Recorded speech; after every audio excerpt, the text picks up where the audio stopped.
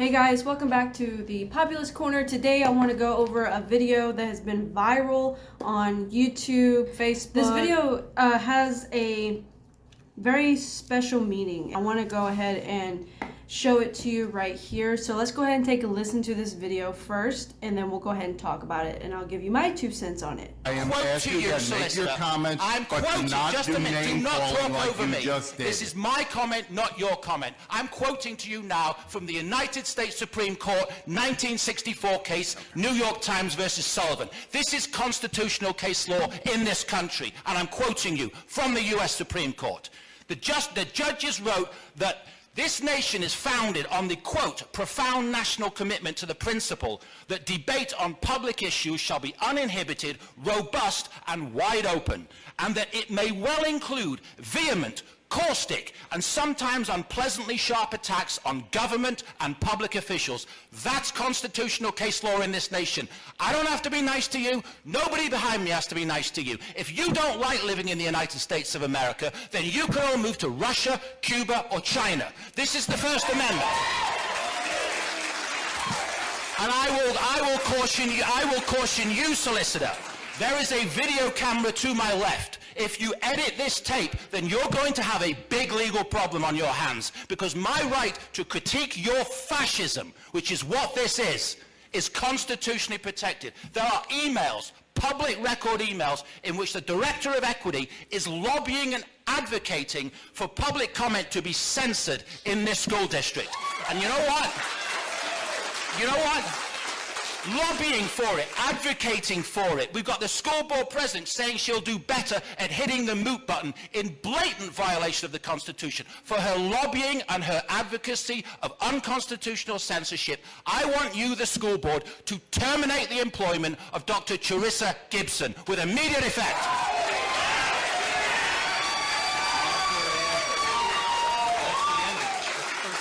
And after you've terminated her employment, I want all of you to tender your resignations for hating on this country. We have a God-given constitutional right to critique you, and we can speak in any lawful tone that we see fit. And don't go looking around, Benito, because this is the United States of America.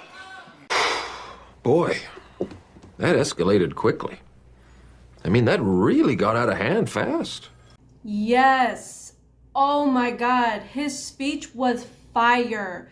His speech was absolutely on point. His speech was absolutely straight to the message that we need to be sending out as American citizens. Okay, so he mentioned evidence of our right to free speech here in our country.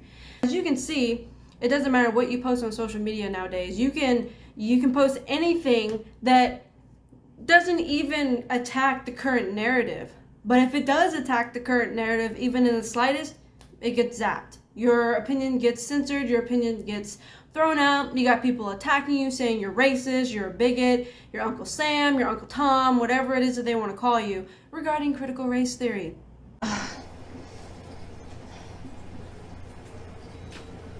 Did you want to fight? Yes, please. I would. This father nailed it. He was strong in his voice, he was brave, he was unapologetic, and man, I mean to tell you, he hit the heart and soul of America with that. And I just want to tell you, we need to be doing this. Not just him. He's only one person that I've heard that has been that direct. And let me tell you something, you don't have to be nice to your government. You don't have to be careful about what you say. Our Constitution actually protects that. And also, so does Supreme Court law, which he just said, which he just quoted.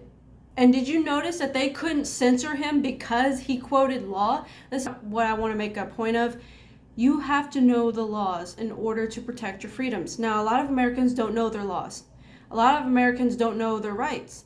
And when you don't know your rights, because we've been brainwashed to believe that they don't matter anymore, then we will forget what our rights are. And therefore, when we do try to stand up, when a time comes where our voice needs to be amplified, we won't be able to justify it. So in order to be able to justify our position and to protect our position when it regards to free speech, petitioning our government, holding our government accountable, you need to know the laws, you need to know your Bill of Rights, you need to know the U.S. Constitution in and out. You need to know all these things so that when the government tries to tell you you don't have a right, being an American, it is a unalienable right to speak freely and to question your government, people. And that man in that video nailed it. I'm so glad I found this video because it has sparked a fire in me. I hope it sparks a fire in you. And I'm here to tell you, you can do so.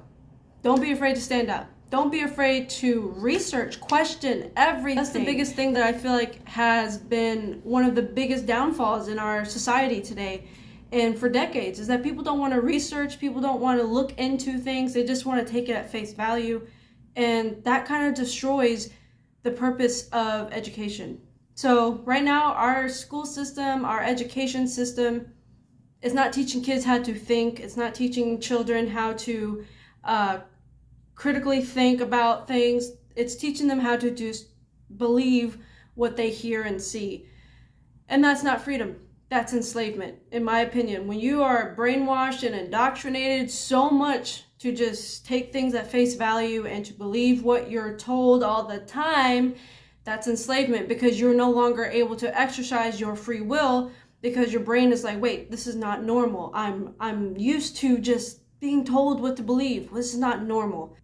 If you think about it, if you don't learn how to think, you don't learn how to research, you don't learn how to think critically, those muscles in your brain, they go away. So his speech was fire. His speech was, it was thunderous. It was great. And we need more parents. We need more citizens to be just like that. Do not be afraid of your government. You know what the government fears the most? The government fears a well-educated citizen. You know why I know that? Look how they're teaching our children. Are they teaching our children history so that we don't repeat it again? Are they teaching our children about what it means to be free and how important it is to be free? Are they teaching them lifelong skills like reading, arithmetic, social skills? No, I'm not talking about the CRT social skills. I'm talking about social skills like in how to apply for a job, how to write a job application, how to farm, how to fix a tire. You know, they got rid of home ed in high schools and junior high. Why? Why did they get rid of that? That was such an integral part of learning and growing up when you went into middle school and high school and junior high.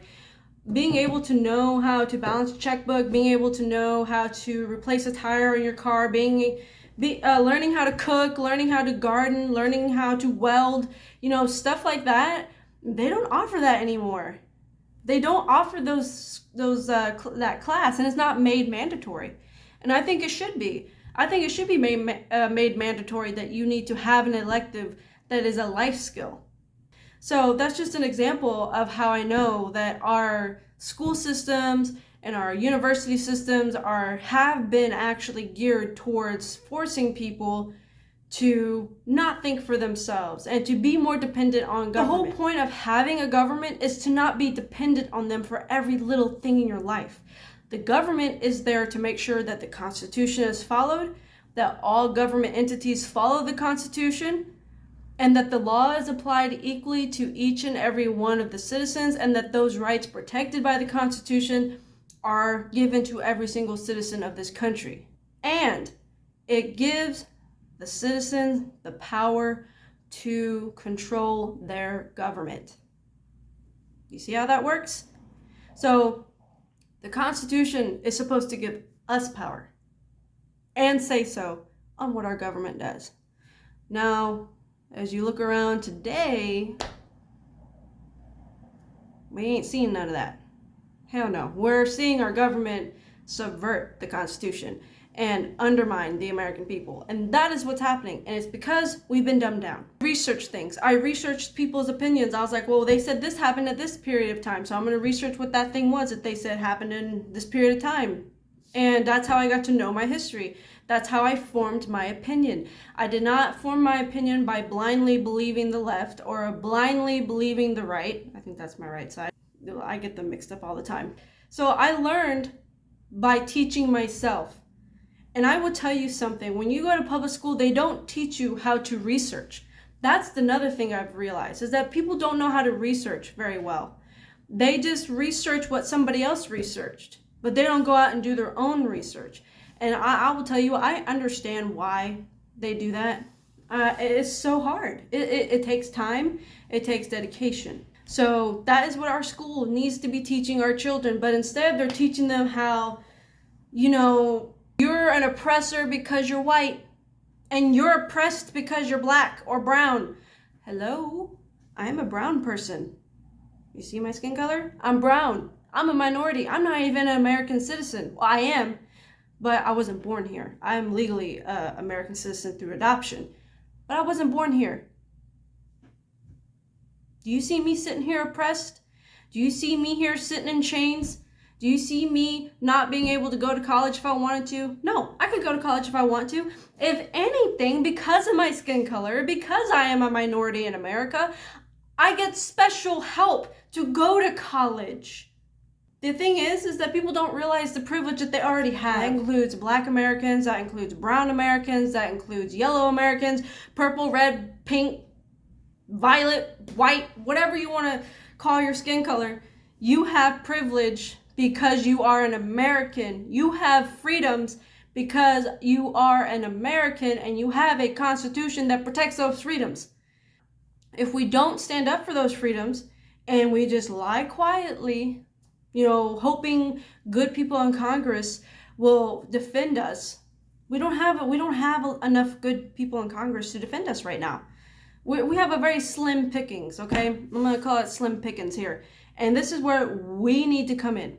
Just like that gentleman in the video that we just watched, that I just showed you, we need to swoop in like gliding eagles and take back our country and make sure that our country remains free and fair and prosperous. And if we don't do that, well, damn, it's our own damn faults when we become a communistic country. We're already seeing it happening. We're already seeing a lot of things folding out that we didn't think would happen in America, but here we are. America, wake up, please. Wake up and just realize how privileged you are to be an American. If you don't like it here, go live somewhere else. What's so hard about that? The money that it would take for you to become a non-American anymore would be so worth it to you, right? If you're so oppressed in America, if you feel like you don't have opportunities because of your skin color, you don't have opportunities because of your religious background, if you don't have opportunities because of your disabilities, whatever it is that you feel like you're being oppressed because, go somewhere else. Let me know how that works out. Because if you really, truly felt oppressed in America, wouldn't the money and time and effort that it would take to move to a different country, to become an un-American, wouldn't that all be worth it if we were really that bad of a country? I don't see anybody doing that. They're like, well, we want to shout out that America is bad, but deep down inside, we know that America is probably the best country to be in right now. So we're going to go ahead and sit here, enjoy the privilege of freedom that we have here that was given to us by the sacrifice of others, but then we're going to still we're still going to spew this lie that we're oppressed. Basically. There's my reasoning behind it. If it was so bad here, go somewhere else.